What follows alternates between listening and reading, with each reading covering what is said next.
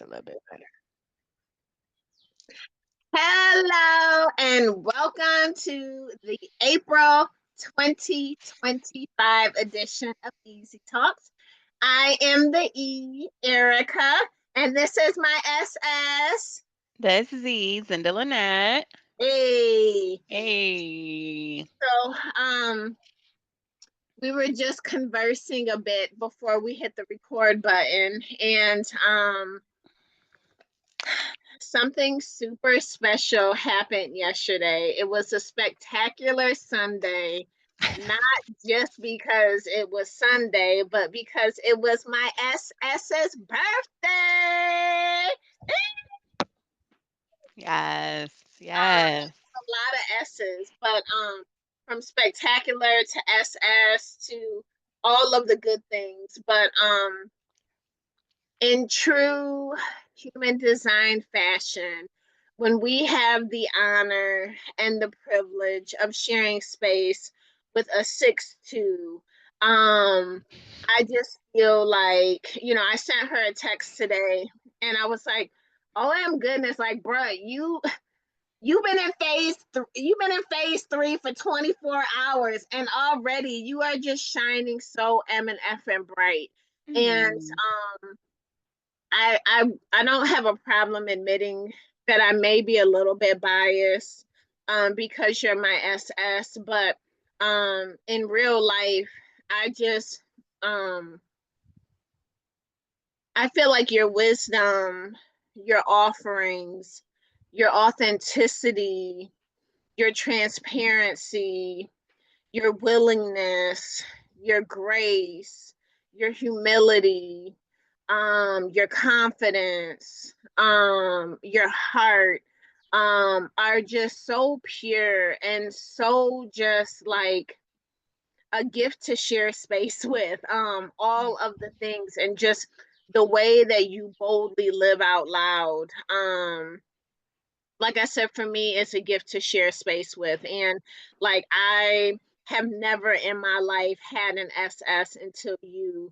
And the divine did their thing when they chose you to be this person in my life. And like I said, to just be a witness to your evolution and to your growth and to your tenacity. It's just fully and wholly mind blowing in so many ways. And so, um, we were doing easy when you turned 50, and I feel like from the outside looking in, 50 to 51 was so full. Mm. So much happened. And to see you, like I said, shining so brightly on the other end while still navigating all of the things.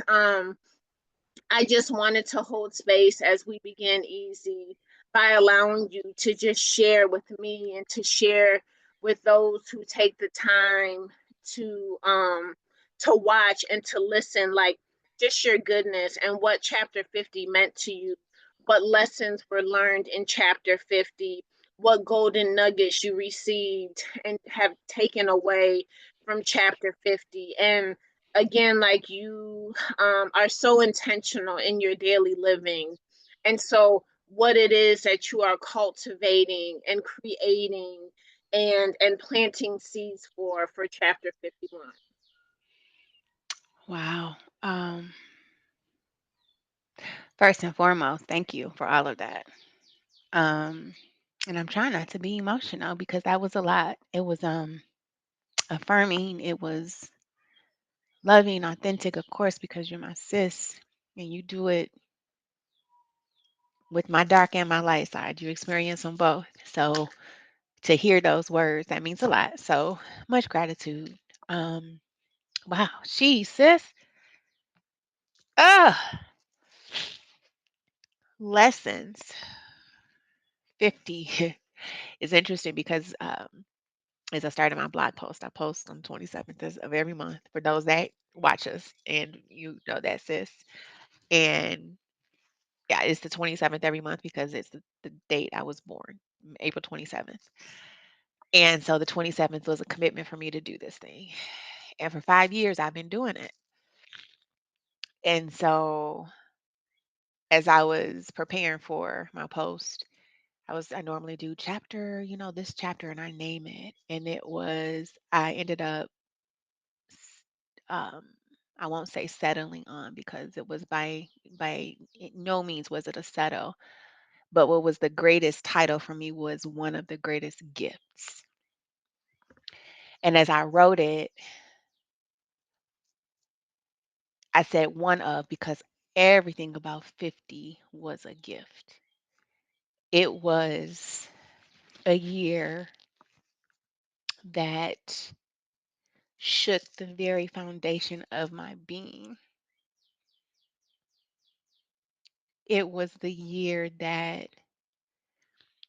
for the first time in my life, I showed up for me fully, holistically, authentically, dancing eloquently with the dark and the light, being so intentional about being light, but was sucked into some of the dark.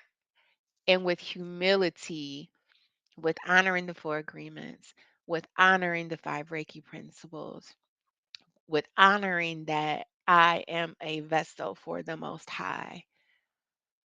It was a year of really being about what I say I'm about.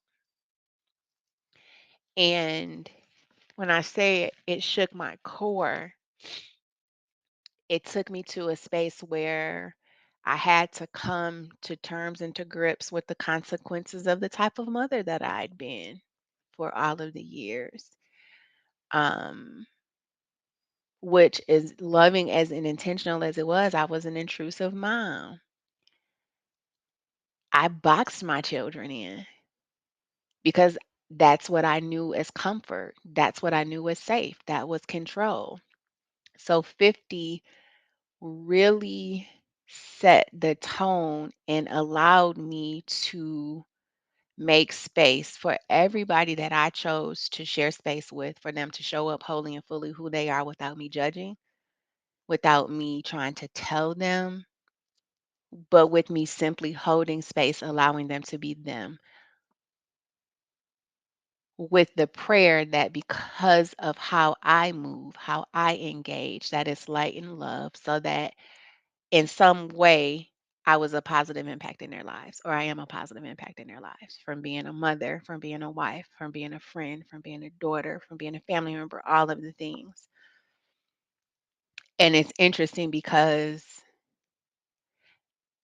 a lot of what I'd been praying for came to fruition at 50.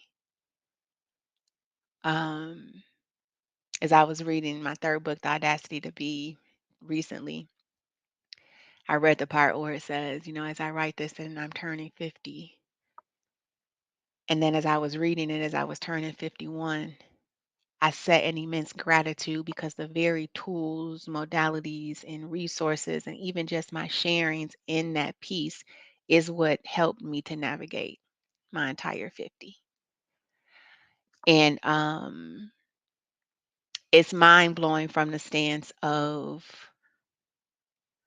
you really get to create the life that you want. It's not easy, but I literally have been able to create the life I want. And I'll say co-create because it's the Most High, it's God that's navigating in all of it. But when I choose to show up the way He innately built me to be, instead of being boxed in and domesticated and trying to appease everybody, instead of standing firmly in who I believe I am called to be and what brings me joy, I always say a sacred response. And it's interesting because even in my stream, one of the things I said as I was, praying for it is like, when this stream comes, God, I'm showing up wholly who I am. So when somebody asks, well, how's it going? Oh, it's amazing. It's a sacred response because it brings me joy. And it's not the old coin, oh, well, it's amazing. And professionally, I get to blah, blah, blah. No, it's a sacred response. I get to be wholly me. And it's so interesting because when you show up as you, people see you for who you are, and they may not understand the parts of me, but they respect and they see it. Like, for instance, I The other day, just some things that I'm navigating. Every now and again, my stomach gives me a little problem. And so my boss was like, "Hey, what are you thinking for lunch?" And I'm like, "Well, my stomach is a little, it's not doing the right thing." And long story short, she sent me a message and was like, "Hey, I have lunch for you in my office. So when you're done, so when you're available," and I had my door closed because it's not always closed. But what she said to me when I went to her office was, she said, "I wasn't sure if you were doing your Reiki over lunch, and I didn't want to disturb you." That is powerful to me. And that Reiki midday, in the morning, in the evening, or whenever I feel so called that I need to balance, that is what grounds me and allows me. And when I say Reiki, it's Reiki, and I'm also praying, navigating the anxiety of the unknown, because like, God, you really gave me what I asked for and I was here. Okay, I can get lost in, in the emotion of it, and like, the why me and why not me, but to be seen wholly and fully by the people that I share space with, even in a professional environment, it's so very different than it was before, because like, I'm wholly Zendalannette. And it's so interesting because like, that's my name, right? But for so many years I didn't go by it.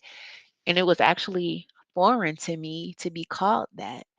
But I've 50 taught me, like, own you, embrace you, but be accountable to you, be humble.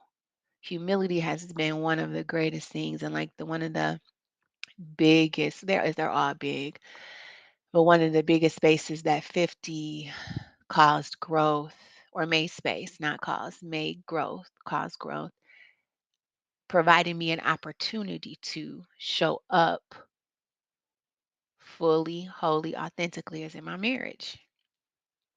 Because as I changed, as I healed, as I evolved, as I released things, at one point I was like, I thought I was going to release my marriage because it wasn't what I thought it needed to be. But as we continue to do the work, Mario and we realized that I realized that because it is a couple, right? So it's part me, it's part him. But I had an opportunity to really, it was a full mirror experience to see how I was showing up. And the depths that we've been able to glean from that. Because keeping in mind, for those of you that have watched and followed along with us since we've been recording this, sis, remember I was in Florida for the first 5 months of the year, right? Um, and to be absent, to be healing, and to be evolving, I was very much in my own ego. I mean, as much as I'm, living, walking the walk, that ego was playing it. She was right here. Keisha, she was right here. She was like, "Yep, you healing, you," but but then 50 gave me an opportunity to go deep, deep, deep inward, um, to really look at my contributions to my marriage, good, bad, and indifferent. The beauty of that, though, sis, is that yes, some things happened, words were said, and we ended up where we were. 3, 4 months later, where we are now is such a beautiful space of what agape love really is. And I'm not going to put all of the details out there, but I will say what it looks like is not what I envision marriage to look like. But the path we've been offered an opportunity to traverse with intention, with um like hardcore authenticity and transparency, it's brought us to a space where those hard conversations, those tough conversations are again taking us inward and understanding like the impact of your childhood and how that shapes you, and how it, if not healthy, if not intentional, how you can show up to the detriment of a relationship. Even for me as a mother, right? I talked about that. And then for me as a wife.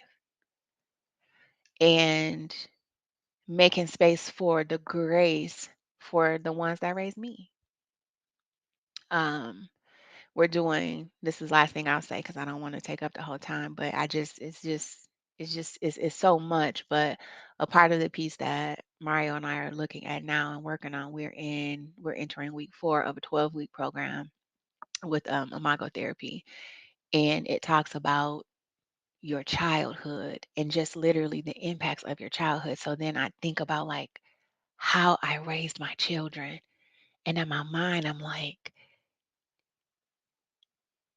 my intrusive parenting could potentially have created a path for my children in their relationships. And not that it's my goal to change it or control it, but it makes me conscious and aware of the things I may need to lean into as far as even if it's education, if practices, whatever, to be able to help my children navigate and heal without me saying, you need to do this, because I didn't realize the impacts until I actually looked at myself and realized the impacts of those again that cared for me. And I wrote about that in one of my books. I want to say it was the third book, The Audacity to Be, how the people that are raising you and they're putting things in your mind's eye in love, not intentionally to hurt you, but a lot of times the consequences of what occurs in your childhood, it does ripple some negativity and some healing and trauma that requires some healing. So it was funny because I was talking to my daughter last night and we were talking about parenting, and we were talking about people changing, and she was like, well, Mom, I don't know if people really change. And I said, no, sweetie, people can change. And I said, I mean, like, look at me, I've changed a lot. I said I was an intrusive parent, and as an intrusive parent, now I deal with the consequence, and not deal with, I said I experienced the consequence of my daughter wanting to be completely independent and headstrong because I controlled so many aspects of her life. And she just laughed because she was like, yeah, but for me to have that awareness and how I can show up for her, um, it's powerful. So 50 was such a transformative year.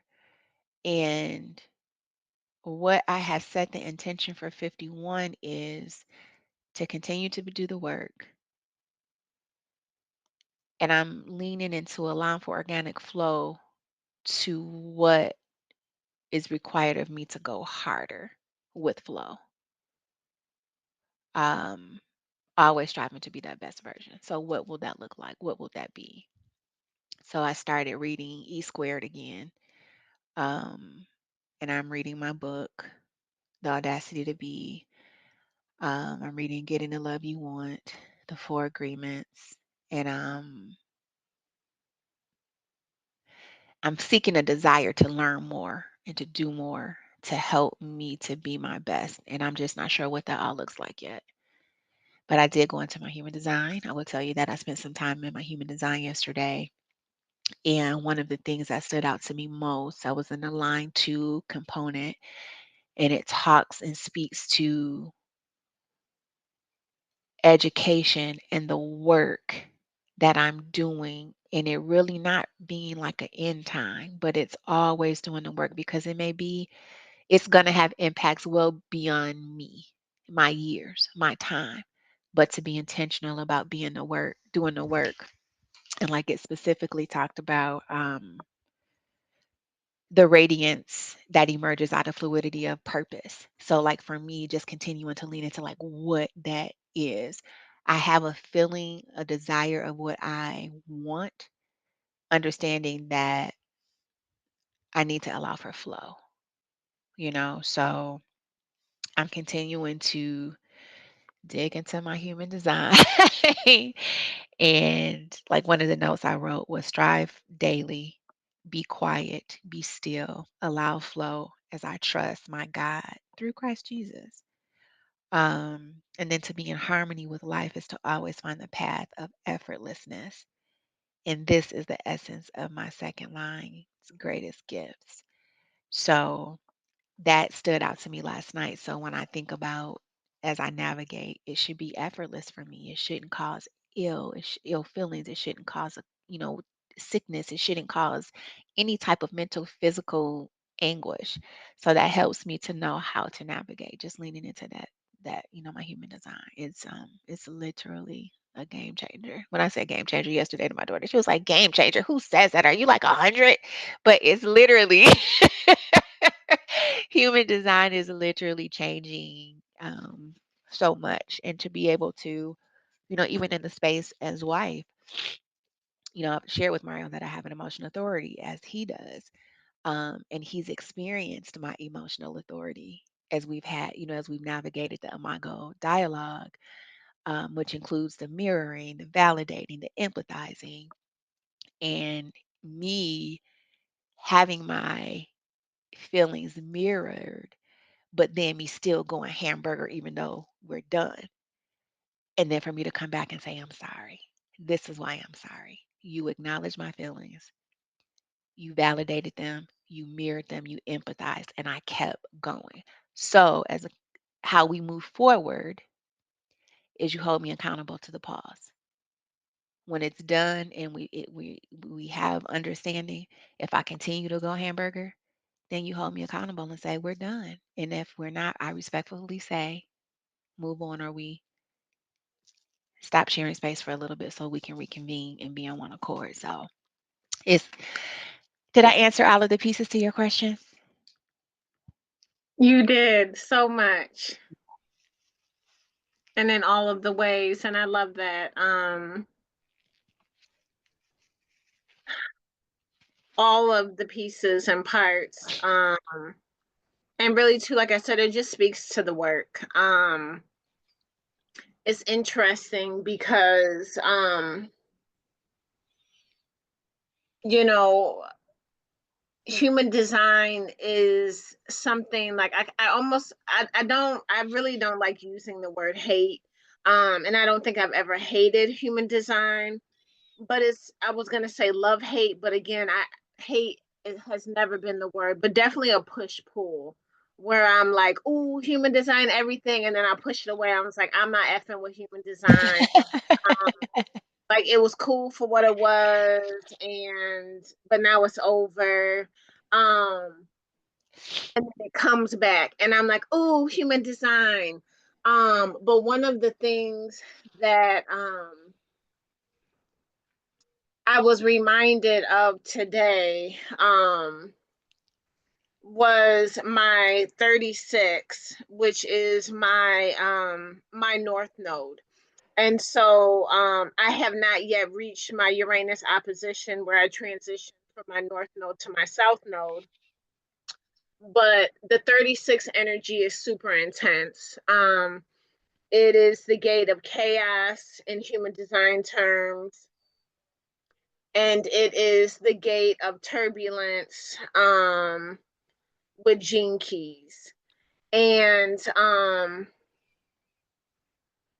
I have held a lot of resentment about my 36 because I'm like, F that 36. Life gotta be turbulent. Why my life gotta be chaotic? And I've just really resisted it. And yet I'm also a 1-3. So, I have that one line, which is the investigative, and then the line 3, which is the martyr, which I don't fully understand because I have a definition of martyrdom, whatever.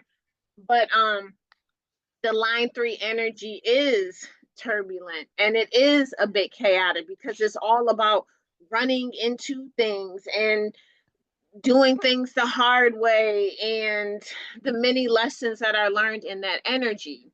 And so, um, since I was a little girl, life has been full throttling, lifing externally. And I have been struggling about how do I how do I make myself okay in the midst of the turbulence around me?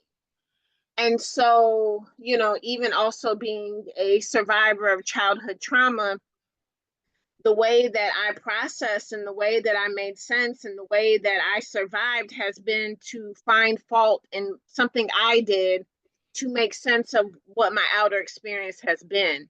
And so I've shared this in other easy talks and when I was doing Talk About It Thursdays, but it created this energy within me to fix myself, work on myself, get right, do something in order to make this external world calm and smooth and everything that I've wanted. And yet there has always been this whisper within me that I can never control my external. One of the biggest gifts that I get in this lifetime is to learn how to control my internal. And that is part of the energy of the 36. Um, and again, I have fought that and I have been reminded of it because the gift goes, I mean, from the shadow of turbulence, it goes to the gift of humanity. And it talks a lot about the Christ consciousness. And I've always felt a deep resonance with Jesus, not as this being almighty that is like to be worshiped and like the answer to all of the things, but a heartbeat to heartbeat resonance, an understanding, a like if Jesus was around today, he'd be my homeboy because there's something about him. There's something about the way that he moved. There's something about his strength. There's something about the way that he was able to show up in the world in the midst of all of the chaos and all of the turbulence and remain grounded in his purpose and remain grounded in his mission. And that has been that piece that has always connected to me. So today, listening to the 36 Gene Key on my lunch break, um, I had this moment of just mm, almost like an inner surrender. Like, you know, the Mm. name of my business is The Lighthouse. And I've always been confused. Like, the name came to me, but I didn't quite understand. And I knew it had something to do with being the light. But what I'm coming to and what I'm grounding into is the light that it is within me that then shines out in the darkness and the chaos that is around me. And so part of the gift of humanity is someone who holds the 36 in a prominent place within their design. Part of what they get to experience in this lifetime is suffering. Mm. And it's not suffering from a victim standpoint, it's suffering because when I suffer, I connect with others who suffer. And I know their suffering, I know their pain, and I know what it's like to be able to transcend. But what I have realized is there's a situation that's going on in my life right now. And there is a woman who I know and who once upon a time I shared space with her and I didn't really care for her. And I used to make faces at her when she talked and I used to judge her and I used to criticize her. And then when the dynamics of our relationship shifted, I began to see her in a new light and I began to like her. I think just in seeing her and in witnessing her and in sharing another different type of space with her than what our Yeah. original relationship was built in and with. Can we pause it for 1 second, sis? Um, and so, like I said, going through these different components of being in this space with her initially, and then us transitioning, and me being able to see her and witness her and like her, and just see these different pieces and parts of her as the dynamics of our relationship shifted and the space that we held shifted. It was mind blowing. And so for now, in this third phase, for her to enter back into my space in the way that she has, it stirred different emotions within me, emotions of anger, of rage, of vengeance, of I'm gonna F you up when I see you on sight. And so I've been really struggling, like I'm gonna pull up on her. And like you talked about Keisha, um, one of my pieces and parts is also named Keisha. And this dark energy has resurfaced. And I've been like, I'ma show you, you got me effed up. I'ma let you know about me. I'ma prove this. Like, I'ma hurt you because you hurt me. Mm. And so hearing the 36 today, though, it was like, boo boo, you understand that the city is compassion. You understand that you too have been in her shoes. You understand that you can see her and you can connect with her in the pain, in the hurt, in this darkness. So you mad because you are the one being impacted. But when you were in her shoes hurting someone else, doing it Mm. from that perspective. So, are you in a space where you are open, willing, and ready to lean into compassion, lean into humanity instead of leaning into this judgment and leaning into this rage and leaning into this I'm a F you up energy? And for me, just having that conversation within myself allowed me to see myself. And I'm like, baby girl, you have transcended Ah. so many ways and areas of your life, and yet you act like, oh, like now that I'd have been through that and I'd have made it here, you sometimes turn your nose at others who are still in there, others who are still learning. And part of what you are here to do is not connect from a service provider perspective, but connect from a heartbeat to heartbeat because I see you. I too have been there. And there's another way that I can share space with these individuals across the board.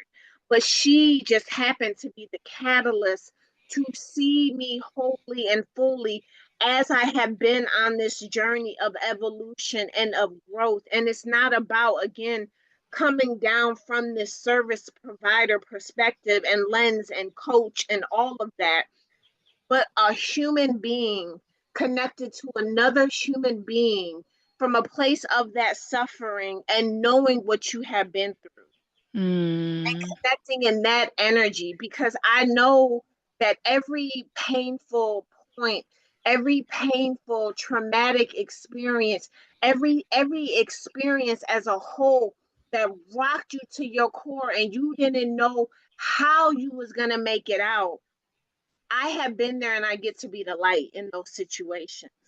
And Mm. so that is why I'm trying to get out of the suffering and get out of the storms and just make it to land. I'm out of order and I'm out of pocket with my destiny and my purpose and my mission in life because I'm created to be in the midst of the storm and Mm. be that lighthouse, not Mm. off and be like, oh, now I'm over here and I'm trying to know, staying in it. And so for me, that is one of the gifts of human design. It's like it allows us an entryway into the very beings of ourselves to understand that my life might not always be what I thought or what I hoped it would be, and yet it is everything it is meant to be with, and I'm Mm. in the moment. Wow. Feel like that truly is the gift of human design, is that level of understanding, that level of humility, like you spoke about, SS, and that this is what I might think, and two, acknowledging that ego, like you said, all of those things, and then being able to surrender all of that and go inward and hear the voice of the Most High and be willing to accept the assignment that they have given us. Even though it, like I said, talking about Jesus, if Jesus could have picked anything in the world to do, he didn't want. I mean, I don't know him personally while he was alive, but real life, like you thought it was his vision and his dream to be on the cross, like of everything he could have done in his lifetime, to be crucified. That was the end Mm. goal. No, the end goal was his willingness to do what he was called to do and to stay the course no matter what, to surrender his humanness, to Mhm. surrender his ego, to surrender the big aspirations and dreams, and know that he had an assignment that only he could Mm. fulfill, and his willingness to do it. And again, everybody's journey is different. Some people are meant to shine bright and have these super, like, just whatever lives, like that's what they get to have. Yep. And that's cool. But what human design, and I'm keep pointing because I have my collection of books here that I brought.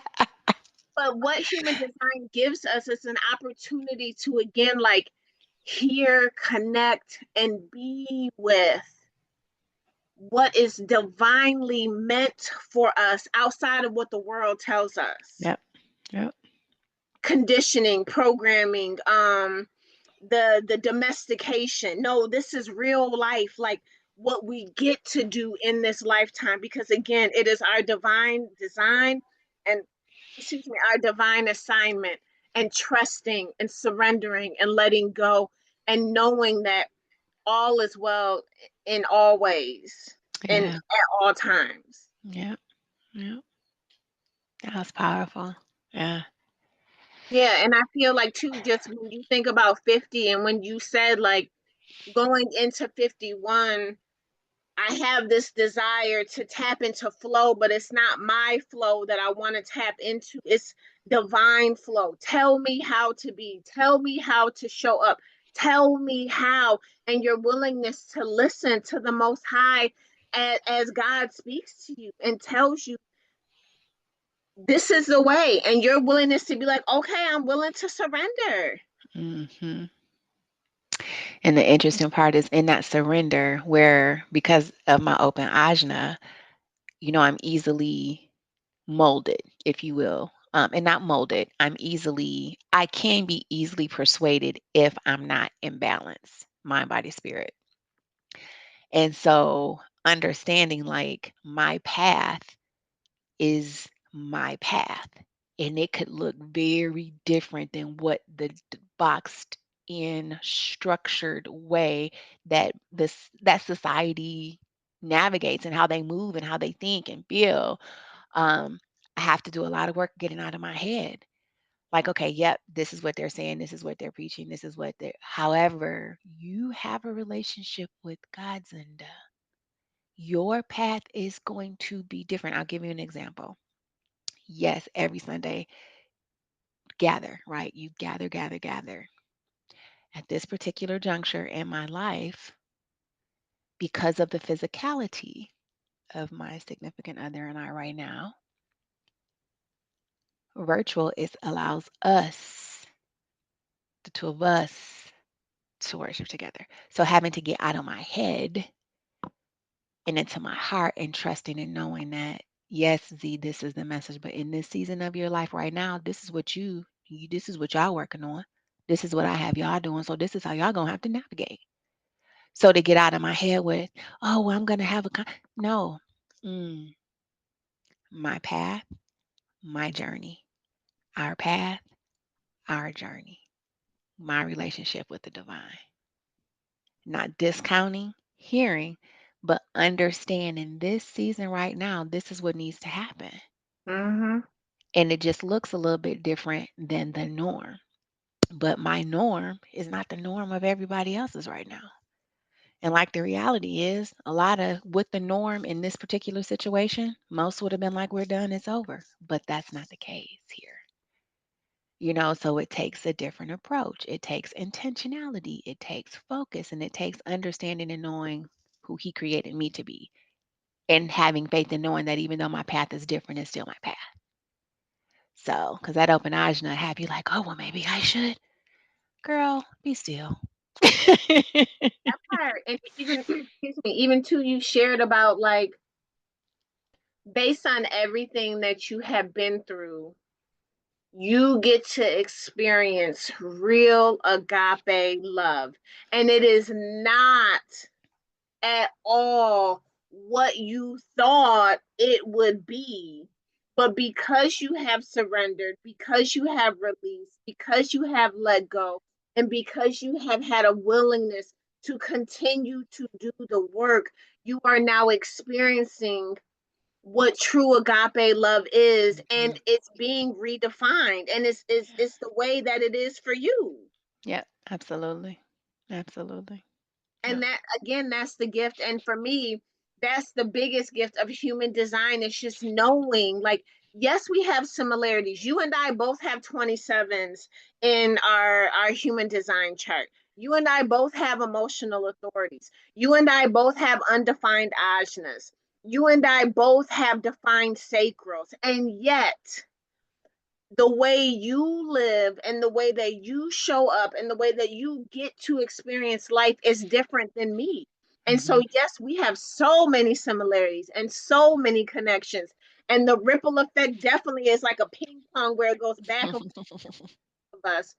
And still so different. And so too, Mhm. like, that's that piece of the both and that we get to honor, and that we get to celebrate, and that we get to holistically be with Yeah. um all of the different pieces and parts. And so, again, I'm just like, everything, just about human design. And I think too, because we can get lost in the boxing of human design too, like, Yeah. oh, this is what a generator looks like, this is what an MG looks like, this is what a defined sacred looks like, this is what an undefined throat center and it's like, no, no, like, yes, some, and there's so much more, because we are the beings that are living our designs, that are experiencing our designs, that are in the energy of our designs. And so we get to be us, and we get to allow it to flow through us organically and Mhm. naturally, and without restriction, if we let it. Yeah. Yep. And with our own interpretation and our own flavor, and our just our own uniqueness. So, Mhm. yeah, it's beautiful to witness, it's beautiful to experience, and it's beautiful to learn about. It is. It is. It really, really is. Uh, So, as we wrap up easy for the month of April, our what birthday months, because my sis celebrated her birthday too, so we not gonna act like that didn't happen. yes, it definitely has been full of birthday shenanigans. Um, what journaling prompt are you going to leave us with today, SS? Mm, the journaling prompt from today, I'm gonna kind of look copy off of my blog post, Okay. and I don't remember it verbatim, so I'm gonna kind of freestyle a little bit. But as you, we, I navigate this next season, your next season, what things do you have to let go of? What things do you need to cultivate? And what ways will you honor what worked and build upon it? Ooh, that's a good one. Don't ask me to repeat it though. I know we letting go. I know we releasing, and I know that we're reflecting on what worked and honoring ourselves. And yeah, all of that is some straight up goodness. And the good thing is, once this is I mean, we're recording now. Um, But once this goes live and is shared on the different platforms, you're able to pause, you're able to rewind, you're able to run it back. And so I think that it will be captured um, in every way. Because, even back in the day with music, you used to rewind to get that one lyric and make sure you Right, got, right, right. like, did they really say that? And now we have a journaling prompt where you can rewind and be like, did Zendalannette, what, wait, what, do what, honor what? Okay, yeah. So, um, yeah, you heard it here on Easy. May I say one more thing? Absolutely. So before we close, I want to share an opportunity this weekend. Queen Irie with Serenity, go on to Instagram, and Serenity Nairi Cornelius, LMT Reiki practitioner. She is having a self care event at Kalamazoo Yogi. So go on Instagram and check out Serenity. Is it Serenity at Serenity? Yep. And Um, it's S.REN .DI. yes, so go on and check her out. There's still space, I believe, so get your ticket and join us for an opportunity to learn self-care through massage, self-massage, and creating vision. And then that's on May 3rd. And then on May 10th, I, along with Nairi and other wellness and well-being practitioners, will be collaborating with the Institute for Public Scholarship and Collect and Recover Wellness, and we will be doing a Rise and Rejuvenate event at one of their properties. Again, go on Instagram, the Institute for Public Scholarship and Collect and Recovery. Tickets are, I believe, $25. There'll be guided Reiki practices, healing, cleansing, clearing, massage, hand massage and mask, spa care. Um, Luxury sips will be there. So those events, check us out. And if you follow me on Instagram, you'll be able to get the information there because they'll be on my stories and they're also on What's the Instagram? at Thomas Rose Consulting or at Z_Lynette. So check us out and support because we're in a space where our bodies are all craving, whether we know it or not, wellness and well-being practices, tools, and modalities. So thank you for that, sis. Absolutely. So check it out. I knew I said you heard it here for a reason. And I was like, what did you hear here? What made you just say that? So that was the beginning of this. So you heard it here. Check out Queen Nairi Serenity this weekend. Check out all of the wellness queens on the 10th at Collect. What is it? Collect Collect and Recover Recover Wellness and the Institute of Public Scholarship. Institute of Public Scholarship. Yes, Boop, boop, boop. yes, All right, y'all. So until May, enjoy the gift of today. And what yes. else, SS? Have the audacity to be the first to put you first in all ways and always. Be well. Hey. All right, y'all.